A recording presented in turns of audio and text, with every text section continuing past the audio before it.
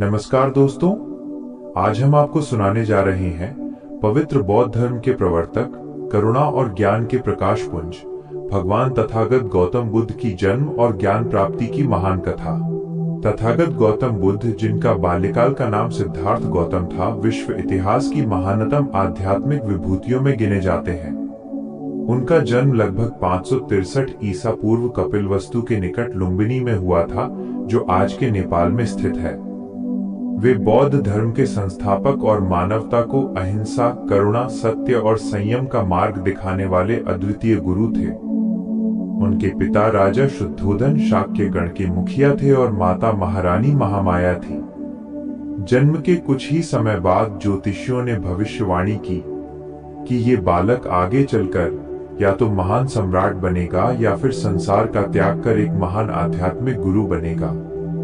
जन्म के 7 दिन बाद ही उनकी माता महारानी महामाया का देहांत हो गया और सिद्धार्थ का पालन पोषण उनकी मौसी महाप्रजापति गौतमी ने किया। जब राजा शुद्धोधन को ये भविष्यवाणी पता चली तो वे बहुत सतर्क हो गए। वे चाहते थे कि सिद्धार्थ सन्यासी न बने बल्कि राज सिंहासन संभाले। इसलिए उन्होंने सिद्धार्थ को हर प्रकार के दुख, बीमारी और मृत्यु के दृश्य से दूर रखा। राजमहल में उन्हें हर सुख सुविधा देकर रखा जाता था ताकि कहीं उनके मन में वैराग्य न उत्पन्न हो। 16 वर्ष की आयु में सिद्धार्थ का विवाह यशोधरा से हुआ और कुछ समय बाद उनके यहाँ पुत्र राहुल का जन्म हुआ।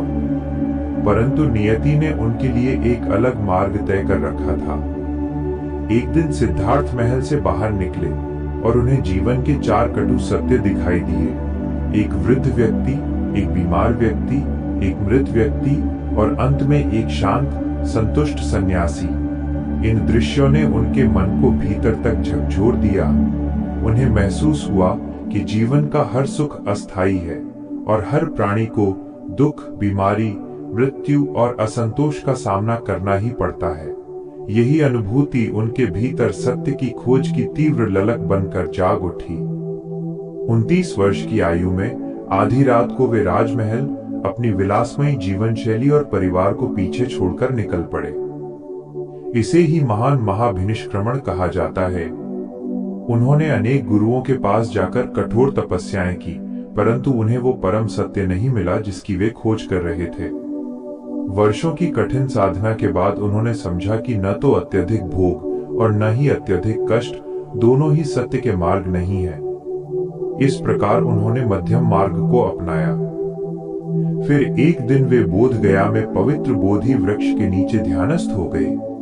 उन्होंने निश्चय किया कि जब तक परम सत्य की प्राप्ति न हो जाए तब तक ध्यान नहीं त्यागेंगे।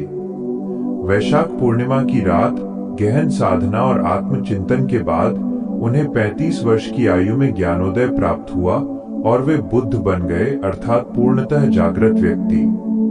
ज्ञान प्राप्ति के बाद तथागत बुद्ध ने वाराणसी के सारनाथ में अपने 5 शिष्यों को पहला उपदेश दिया, जिसे धर्मचक्र प्रवर्तन कहा जाता है। यही से बौद्ध धर्म के प्रसार की शुरुआत हुई। भगवान बुद्ध ने अपना संपूर्ण जीवन अहिंसा, करुणा, सत्य, मध्यम मार्ग, 4 आर्य सत्य और अष्टांगिक मार्ग का प्रचार करते हुए बिताया।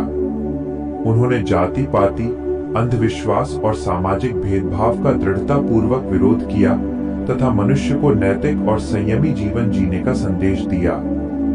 उन्होंने बताया कि जीवन का सार दुख को समझने और उसके कारण को समाप्त करने में है। 4 आर्य सत्य: दुख, दुख का कारण, दुख का निरोध, दुख निरोध का मार्ग, अष्टांगिक मार्ग। और इसके बाद 80 वर्ष की आयु में कुशीनगर में उन्होंने महापरिनिर्वाण प्राप्त किया। आज भी उनका उपदेश, उनकी करुणा और उनका ज्ञान मानवता को शांति और प्रेम का मार्ग दिखाता है।